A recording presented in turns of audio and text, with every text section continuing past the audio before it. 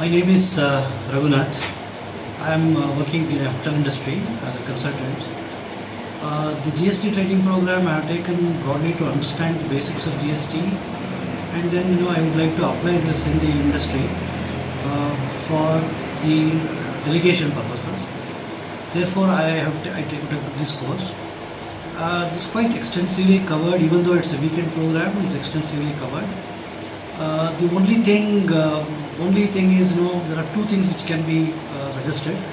One is, the soft copy of the material which has been given.